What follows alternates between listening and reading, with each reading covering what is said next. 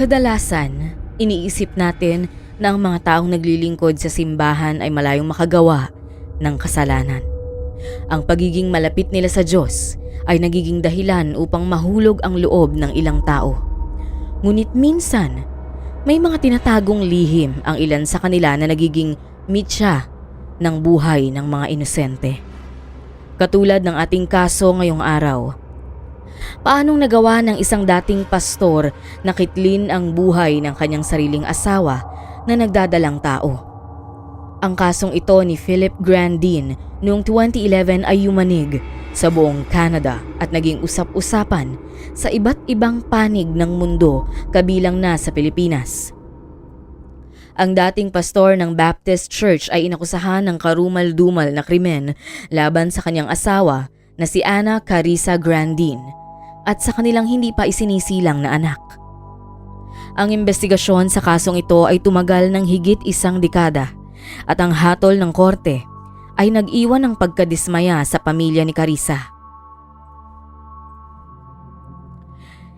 Si Ana Carissa Grandin ay ipinanganak bilang Ana Carissa Darwin noong Agis ng Oktubre 1981 sa Pasay City dito sa Pilipinas.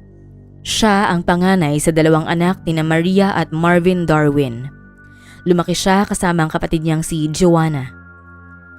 Nang siya ay 13 anyos, nagpasya ang kanyang mga magulang na lumipat ng Canada para sa mas magandang oportunidad. Nanirahan ang pamilya sa Toronto kung saan nag-aral ang mga bata at nakahanap ng trabaho ang mga magulang. Sila rin ay naging aktibong miyembro ng isang lokal na Baptist Church. Si Carissa ay masipag sa pag-aaral at kalaunan ay nag-enroll sa universidad at kumuha ng archaeology at geology. Habang nag-aaral, nagtrabaho rin siya ng part-time sa isang hardware store. Noong 2006, nagtapos si Carissa na may mataas na karangalan at kumuha pa ng master's degree. Nagsimula siyang magtrabaho sa isang geological research institute. Kilala siya ng mga kaibigan at kasamahan bilang mabait, maasikaso at laging handang tumulong. Siya rin ay relihiyosa at regular na dumadalo sa simbahan kung saan nakilala niya ang magiging asawa niya na si Philip Grandin. Samantala, si Philip Grandin ay pinanganak noong 18 ng Agosto 1986 sa Paris, France, pero lumipat sila ng pamilya sa Toronto noong bata pa siya. Relihiyoso rin ang kanyang mga magulang at aktibong miyembro ng Baptist Church. Lumaki si Philip na sumusunod sa mahigpit na mga patakaran ng pamilya. Sa paaralan, matalino si Philip at masipag. Lagi siyang kasali sa mga proyekto at kompetisyon. Pero wala siyang gaanong kaibigan dahil iniisip ng iba na siya'y nerd o boring. Nakatanggap siya ng scholarship at nagtapos bilang top student sa Ontario District. Sa kabila ng galing niya sa subject na science, pinilit siya ng kanyang mga magulang na mag-aral sa Theological Seminary kung saan nagsimula ang landas niya bilang pastor. Pagkatapos ng graduation, naging pastor si Philip sa isa sa mga Baptist Church sa Toronto, kung saan niya nakilala si Carissa. Mas matanda si Carissa ng 5 taon kesa kay Philip, ngunit mabilis silang nagkaroon ng koneksyon. Nagsimula ang relasyon nila sa simpleng pagkakaibigan hanggang sa tuluyang umusbong ang kanilang pagmamahalan. Bilang mga relihiyosong tao na may konserbatibong paniniwala, hindi nila piniling magsama ng hindi kasal. Kaya't ilang buwan matapos magkakilala, nagpakasal sila sa isang tradisyonal na seremonya na dinaluhan ng kanilang pamilya, malalapit na kaibigan at mga kasamahan sa simbahan. Pagkatapos ng kasal, tumira sila sa Scarborough, isang maaliwalas na lugar sa silangang bahagi ng Toronto na malapit sa Lake Ontario. Sa simula, maayos ang kanilang pagsasama na mag-asawa. Pareho silang relihiyoso, matalino at may positibong pananaw sa buhay. Naniniwala silang ang pagmamahal at pananalig sa Diyos ang pundasyon ng masayang pagsasama. Matagal nang gustong magkaanak ni Carissa, ngunit dahil sa sakit noong kabataan niya na nagdulot ng malubhang impeksyon, hindi siya agad nabuntis. Tanging ang kanyang pamilya at si Philip lamang ang nakakaalam sa sitwasyong ito. Sa loob ng maraming taon, sumailalim siya sa mga pagsusuri, gamutan at experimental therapy. Ngunit hindi ito nagtagumpay. Sinabi pa ng mga doktor na posibleng hindi na siya magkaanak kailanman. Noong 2011, 4 na taon matapos ang kanilang kasal, sa wakas ay nagdadalang tao na si Carissa. Nang makita ang positibong resulta ng kanyang pregnancy test, agad niyang ibinahagi ito sa kanyang asawa. Ngunit sa halip na matuwa, tila malamig at walang reaksyon si Philip. Akala ni Carissa kailangan lang ng kanyang asawa ng oras para tanggapin ang malaking pagbabagong ito sa kanilang buhay. Ngunit noong Agosto 2011, natuklasan niya ang isang lihim na itinatago ni Philip. May relasyon ito sa isang kongregante sa simbahan na si Elaine Florentino na malapit ding kaibigan ni Carissa. Noong una ayaw maniwala ni Carissa sa mga bulong-bulungan, pero nang silipin niya ang laptop ni Philip, nakita niya ang mga mensaheng nagpapatunay sa relasyon nito kay Elaine. Bukod pa rito, nalaman din niyang regular na bumibisita si Philip sa mga adult websites. Kinumpronta niya ang kanyang asawa at sinabi niyang handa siyang magpatawad kung ititigil nito ang relasyon kay Elaine at ang anumang immoral na gawain. Isa sa mga kondisyon niya ay ang pagdalo nila sa couples therapy. Pumayag si Philip at nangakong aayusin ang relasyon nila. Humingi ng tulong si Carissa sa isa nilang kaibigang pastor na si Stephen. Tumanggap si Stephen ng role bilang family therapist, ngunit mariing sinabi kay Philip na dapat nitong talikuran ang pagiging pastor dahil sa kanyang mga hindi kaaya-ayang ginawa. Napilitan si Philip na magbitiw upang maiwasan ang eskandalo. Tinahak ni Philip ang propesyon ng pagiging nurse at matapos makuha ang kanyang lisensya, tumanggap siya ng trabaho sa isang nursing home na malapit sa kanilang bahay. Sa una, tila nagiging maayos ang takbo ng lahat. Nagpapakita si Philip ng pagbabago, ngunit lihim pa rin siyang nakikipagkita kay Elaine. Sa tuwing nagkikita sila, mas pinipili nilang magtagpo sa kotse ni Philip sa mga liblib na lugar upang maiwasan na sila ay makita ng sinuman. Isang araw, natuklasan muli ni Carissa ang pagtataksil ni Philip nang makita ang mga mensahe nito sa telepono. Sa family therapy session, sinabi niya ang nalalaman niya sa harap ni Stephen. Nagalit si Philip dahil dito, pero itinago niya ang kanyang damdamin. Pag-uwi, ibinuhos ni Philip ang kanyang galit kay Carissa. Sinasabing dapat personal na lang nilang pinag-usapan ang mga bagay. Sinabi ni Carissa na ang pagbubunyag sa therapy session ang tanging paraan para maharap ni Philip ang kanyang mga problema. Pagkaraan ng isang linggo, noong 14 ng Oktubre 2011, biglang nanghina si Carissa. Siya ay dinala sa ospital matapos makaranas ng matinding panghihina, pagkahilo at pagkawala ng malay. Sinabi niyang naramdaman niya ang mga sintomas matapos uminom ng smoothie at herbal tea na inihanda ng kanyang asawa. Sinabi ni Philip na wala siyang inihalo sa mga inumin, pero hindi kumbinsido ang mga doktor.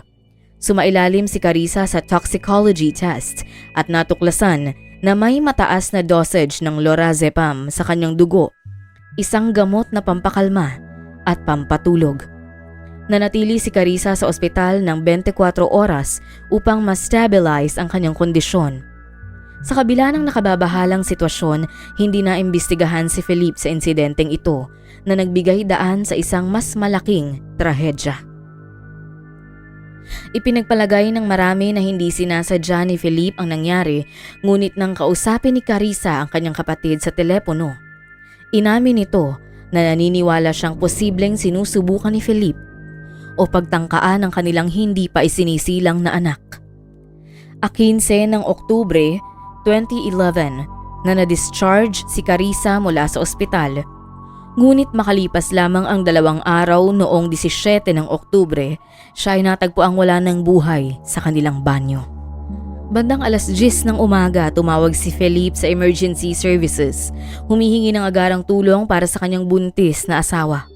Ayon kay Philip, siya raw ay nag-jogging at pagbalik niya, Natagpuan niyang walang malay si Carissa sa isang bathtub na puno ng tubig. Habang naghihintay ng ambulansya, binigyan siya ng dispatcher ng mga tagubilin kung paano gawin ang CPR, ngunit sinabi niyang hindi siya marunong nito. Isang kakaibang pahayag mula sa isang lisensyadong nurse. Dagdag pa rito, sinabi niyang hindi niya kayang buhatin si Carissa dahil masyado itong mabigat at madulas. Sinabihan siya ng dispatcher na tanggalin ang tubig sa bathtub at gumamit ng tuwalya o kumot para maiahon si Carissa. Ngunit tanging tunog ng tubig ang maririnig sa linya. Pagdating ng medical team, natagpuan na lang nilang hindi man lang tinanggal ni Philip ang plug ng bathtub na nananatiling nakalubog ang ulo ni Carissa sa tubig. Huli na nang dumating ang mga pulis dahil tuluyan nang nawala si Carissa, pati na rin ang kanyang ipinagbubuntis. Lumabas sa autopsy na nalunod si Carissa at puno ng tubig ang kanyang mga baga. Gayunpaman, nagulat ang mga doktor nang makita sa toxicology report na may mataas na dosage ng lorazepam sa kanyang dugo. Ang parehong gamot na nakita noong siya'y na ospital ilang araw bago ang malagim na insidente. Natuklasan din ang isang maliit na pasa sa likod ng kanyang ulo na maaaring natamo nito sa pagkatumba sa bathtub. Noong araw ng pagburol ni Carissa, dumalo si Elaine Florentino, ang kabit ni Philip, na nagdulot ng galit at pagkadismaya mula sa mga nakakaalam ng kanilang relasyon. Tahimik lang na nakamasid si Philip sa kaganapan at hindi sinubukang pigilan ang tensyon. Matapos ang burol, pumunta si Philip sa bahay ng kanyang kabit upang magluksa umano kasama nito. Naging mabilis naman sa pag-recover si Philip na parang walang nangyari. Patuloy siyang namuhay ng normal. Mas naging open sa pakikipagkita kay Elaine na nagdulot ng usap-usapan at hindi pagsang-ayon mula sa mga tao. Samantala ang pamilya Darwin, ang pamilya ni Carissa, ay paulit-ulit na humingi ng karagdagang investigasyon sa nangyari sa kanilang anak. Noong Mayo 2012, sa ilalim ng matinding pressure ng publiko, inaresto si Philip sa hinalang sinadya nitong kitlin ang buhay ng kanyang buntis na asawa. Inaakusahan siyang binigyan si Carissa ng mataas na dosage ng lorazepam upang siya'y mawalan ng malay. Pagkatapos ay itinulak ito sa bathtub kung saan siya nalunod. Sa kabila ng mga hinala, pinalaya siya matapos magbayad ng piyansa dahil puro circumstantial evidence lang ang pinangahawakan ng pulisya laban sa kanya. Nang suri ng laptop ni Philip, natuklasan ang ilang nakababahalang impormasyon. Bago na ospital si Carissa, naghanap si Philip ng mga impormasyon tungkol sa mapanganib na dosage ng lorazepam. Bukod dito, noong nasa ospital si Carissa, tumawag siya ng escort service sa kanilang bahay at patuloy na nakipag-usap kay Elaine. Higit sa lahat, mahirap paniwalaan na isang malakas na lalaki tulad ni Philip ay hindi kayang buhatin ng asawa mula sa bathtub o kahit man lang alisin ang plug ng bathtub upang tanggalin ang tubig. Nagsimula ang paglilitis kay Philip noong Pebrero 2014, halos 2.5 taon matapos ang nangyari kay Carissa. Kinasuhan siya ng first-degree murder. Sa testimonya ni Joanna Darwin, kapatid ni Carissa, sinabi niyang ipinagtapat ng kanyang kapatid sa isang tawag sa telepono na may hinala siyang sinusubukan siyang lasunin ni Philip. Isang araw bago siya tuluyang mawala. Ayon sa prosekusyon, sinadya ni Philip ang pangyayari sa asawa. Ang insidente noong mga nakaraang araw kung saan siya'y na-diagnose na may mataas na dosage ng lorazepam ay maaaring ang inisyal na pagtatangka ni Philip sa buhay ng kanyang mag-ina. Batay sa kanyang internet search history, pinag-aralan niya ang tamang dosage ng gamot. Pagkatapos ay isinagawa nito ang kanyang balak sa asawa nang makakita ng perpektong pagkakataon. Iginiit naman ni Philip ang paratang at sinabing ginawa iyon ni Carissa sa kanyang sarili at wala siyang magawa upang mailigtas ito. Marin itong inalmahan ng pamilya ng biktima, lalo na't relihiyoso si Carissa at hinding-hindi gagawin ang ganitong kasalanan. Lalo na't inaasahan niya ang kanyang matagal nang hinihintay na anak. Ang mga testimonya, otopsiya, toxicology report at internet search history ay malinaw na nagtuturo kay Philip bilang may sala. Noong Enero 2015 napatunayang nagkasala si Philip ng first-degree murder na hinatulan ng 15 taon sa kulungan ng walang parole. Pagkatapos ng hatol, agad na naghain si Philip at ang kanyang abogado ng mga apela. Sinasabing puro circumstantial evidence lang ang ipinakita sa korte.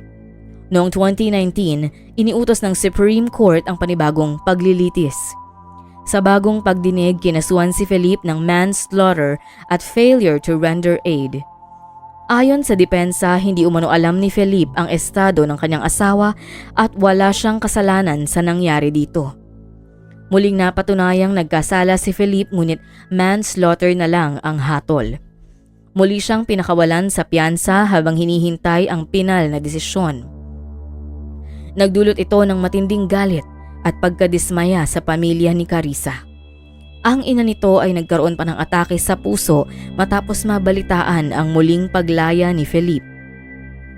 Noong Enero 2020, napatunayang nagkasala si Philip ng manslaughter at nanatili ang hatol ng 15 taon sa kulungan. Ngunit muling naghain ng apela si Philip at nagawa nitong muling makapagpiyansa. Noong Mayo 2022, tinanggihan ng Supreme Court ang apela ni Philip. Ayon sa korte, hindi kapanipaniwala ang argumento ng depensa. Ang orihinal na hatol na 15 taon ay naipanatili. At si Philip ay nakulong din matapos ang ilang taon mula nang mangyari ang insidente.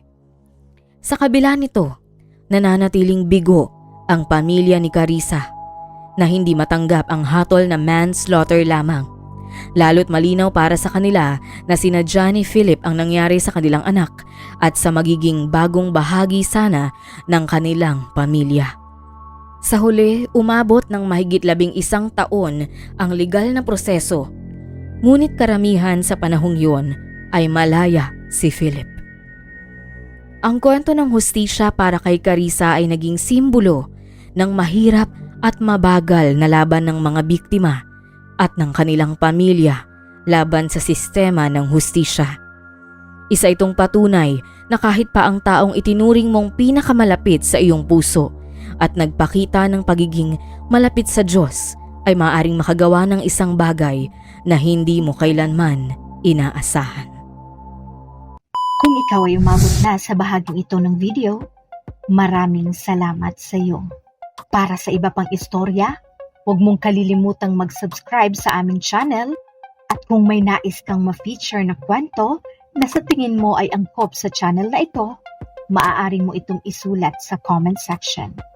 Ito ang Tagalog Bizarre Story Archives.